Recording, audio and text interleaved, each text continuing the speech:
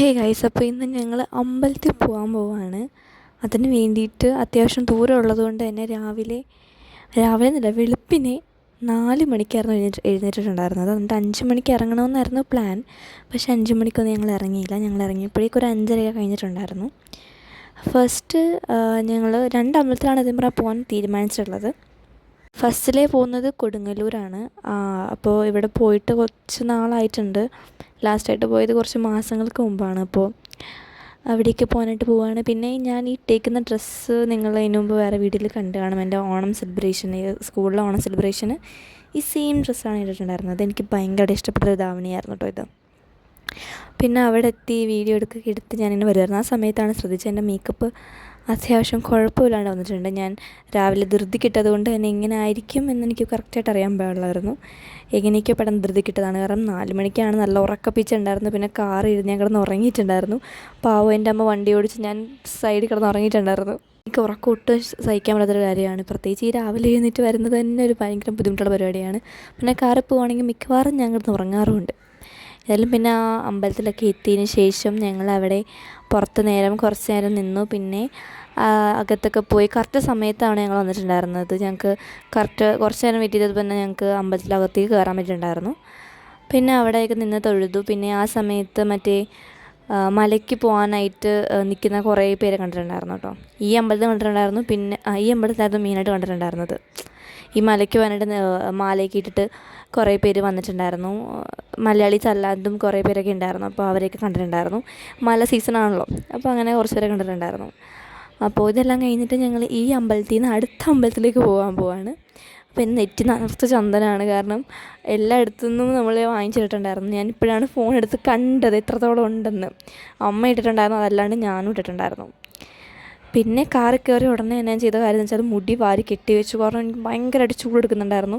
ആ ഹെയറിൻ്റെ ആ പോർഷൻ ഭയങ്കരമായിട്ട് ചൂടെടുക്കുന്നുണ്ടായിരുന്നു. കാരണം ഞാൻ മുടി ഓപ്പൺ ഹെയർ അങ്ങനെ ചെയ്യാറില്ല. അപ്പോൾ ഞാൻ പിന്നി കെട്ടി വെച്ചു. ഞാൻ ബുഷൊക്കെ ഓൾറെഡി എടുത്തിട്ടാണ് വന്നിട്ടുണ്ടായിരുന്നത്. കാരണം എനിക്കറിയാം എനിക്കിത്രയും മുടി അയച്ചിട്ട് ഞാൻ അങ്ങനെ നിൽക്കാറില്ല. അപ്പോൾ മുടിയൊക്കെ ഒന്ന് ബ്രെയ്ഡൊക്കെ ചെയ്തിട്ടതിന് ശേഷം അവിടെ നിന്നിട്ടുണ്ടായിരുന്നു. പിന്നെ ഭയങ്കര കുറച്ച് ബുദ്ധിമുട്ടുള്ള വഴി കൂടെയൊക്കെയായിരുന്നു ഞങ്ങൾ ഈ ഒരു അമ്പലത്തിലേക്ക് പോയിട്ടുണ്ടായിരുന്നത്.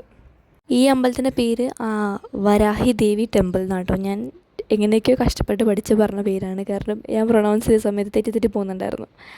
അപ്പോൾ ഈ അമ്പലത്തിലേക്ക് പോകുന്ന വഴി കുറച്ച് ബുദ്ധിമുട്ടാണ്. കാറിലൊക്കെ വരികയാണെങ്കിൽ കുറച്ച് ബുദ്ധിമുട്ടൊക്കെയാണ്. സ്കൂട്ടറിലൊക്കെ നമുക്ക് പെട്ടെന്ന് പോകാൻ പറ്റും.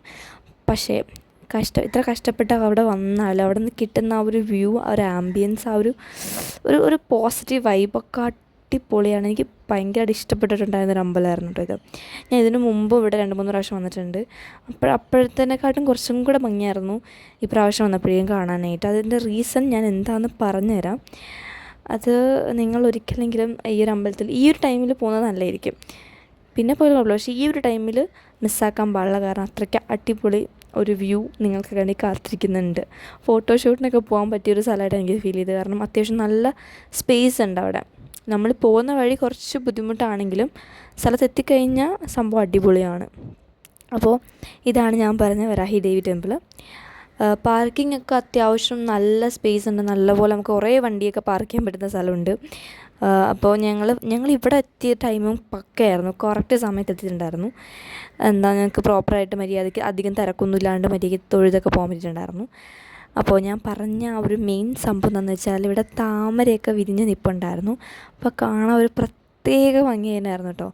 എൻ്റെ കോലം അത്ര എനിക്കിഷ്ടപ്പെടാത്തതുകൊണ്ടാണ് ഞാൻ ഇവിടെ നിന്ന് അധികം ഫോട്ടോ ഒന്നും എടുക്കാഞ്ഞത്. നിങ്ങൾ നല്ല ഒരുങ്ങി നല്ല സുന്ദരന്മാരൊക്കെ ആയിട്ട് വന്നിട്ട് ഇവിടെ നിന്ന് ഫോട്ടോ ഒക്കെ എടുക്കാം കേട്ടോ. ഭയങ്കര ഒരു പോസിറ്റീവ് ഫീലാണ് എനിക്ക് ഇവിടെ വന്നിട്ട് കിട്ടിയത്. നല്ല വ്യൂ ആയിരുന്നു ഇവിടെ നോക്കാനൊക്കെ ആയിട്ടും. പിന്നെ അമ്പലമാണെങ്കിലും കൂടെ നല്ലൊരു ഫീലാണ് കിട്ടുന്നത്. പിന്നെ അവിടെ നിന്ന് തൊഴുതൊക്കെ കഴിഞ്ഞതിന് ശേഷം അവിടെ അടുത്ത് തന്നെ നമുക്ക് ഫുഡും കാര്യങ്ങളൊക്കെ കിട്ടുന്ന സ്ഥലം ഉണ്ടായിരുന്നു. അപ്പോൾ അവിടെ നിന്ന് തന്നെ പോയി കഴിക്കാം. ഞാൻ ഇതിനു മുമ്പ് വന്നപ്പോഴും അവിടെ നിന്ന് തന്നെയാണ് പോയി ഫുഡ് കഴിച്ചിട്ടുണ്ടായിരുന്നത്. പിന്നെ ഇവിടെ അമ്മയോട് എന്തോ കത്തി വെച്ചുകൊണ്ട് വരികയാണ്, അതാണ് നിങ്ങൾ കാണുന്നത്. അപ്പോൾ അവിടെ ഉപ്പുമാവായിരുന്നു കഴിക്കാനായിട്ട്. ഞാൻ ഉപ്പുമാവിൻ്റെ വലിയ ഫാൻ അല്ലാത്തതുകൊണ്ട് തന്നെ കുറച്ചേ ഞാൻ കഴിച്ചിട്ടുണ്ടായിരുന്നുള്ളൂ. പിന്നെ കട്ടൻ ചായ അത് അമ്മയ്ക്കാണ്, ഞാൻ കുടിക്കില്ല. അപ്പോൾ അതെല്ലാം കഴിഞ്ഞിട്ട് തിരിച്ച് വീട്ടിലേക്ക് പോയിട്ടുണ്ടായിരുന്നു. അപ്പോൾ ഇതെല്ലാം അത്രയുള്ള video. Thanks for watching. By.